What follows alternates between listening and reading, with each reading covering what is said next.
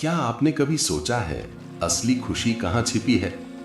शायद पैसे में नहीं, शायद सफलता में भी नहीं, तो फिर कहां? आज मैं एक दिन के लिए अपनी जिंदगी को बदलने वाला हूं। देखते हैं क्या सच में दूसरों की सेवा मुझे वो सच्ची खुशी दे सकती है जिसकी तलाश हम सबको होती है। मैंने हमेशा सोचा है, असली खुशी आखिर मिलती कहां से है? क्या ये हमारे लक्ष्यों को पाने से मिलती है, नौकरी में प्रमोशन से, या फिर अपनी पसंदीदा कार खरीदने से? हम अक्सर मान लेते हैं कि खुशी हमारे व्यक्तिगत उपलब्धियों और चीजों से आती है। हम मेहनत करते हैं, पैसा कमाते हैं, चीजें खरीदते हैं, इस उम्मीद में कि ये सब हमें सच्ची खुशी देंगे।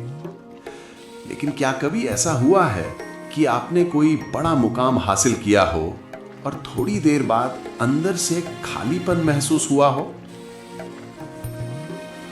वो खालीपन बहुत उलझन भरा होता है। मन में सवाल उठता है, क्या जिंदगी बस इतनी ही है?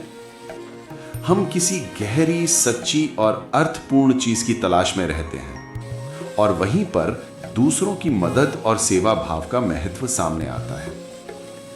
किसी की मदद करना, किसी जरूरतमंद के साथ होना, ये वो सुख है जो किसी भी भौतिक चीज में नहीं मिल सकता।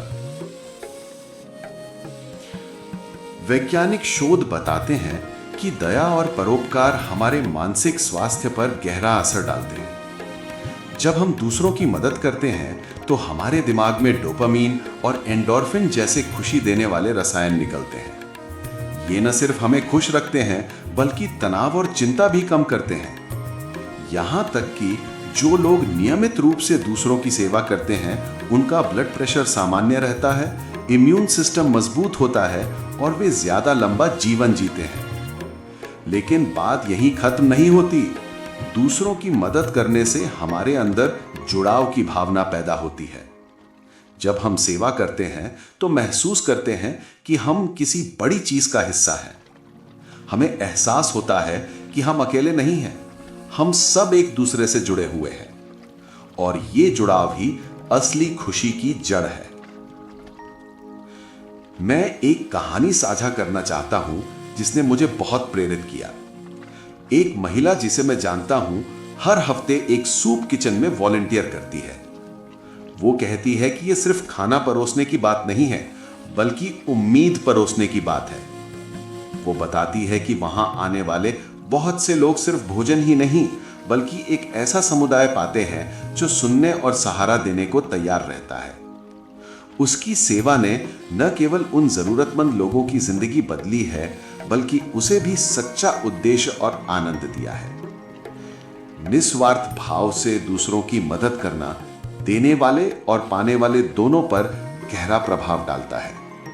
जब हम दूसरों की भलाई को अपनी प्राथमिकता बनाते हैं तो हम दया और सकारात्मकता की एक लहर पैदा करते हैं जो दूर तक फैलती है और यही असली खुशी का रास्ता है। तो आज एक बार कोशिश कीजिए, दूसरों की भलाई को प्राथमिकता दीजिए और देखिए कैसे आपकी जिंदगी बदलती है। अपने अनुभव शेयर कीजिए कि कैसे आपने सेवा या नेकी के कामों में खुशी पाई। और अगर आप जानना चाहते हैं कि रोजमर्रा में कौन कौन से छोटे छोटे अच्छे काम किए जा सकते हैं तो मेरा सिंपल एक्ट्स ऑफ काइंडनेस वाला वीडियो जरूर देखिए। धन्यवाद।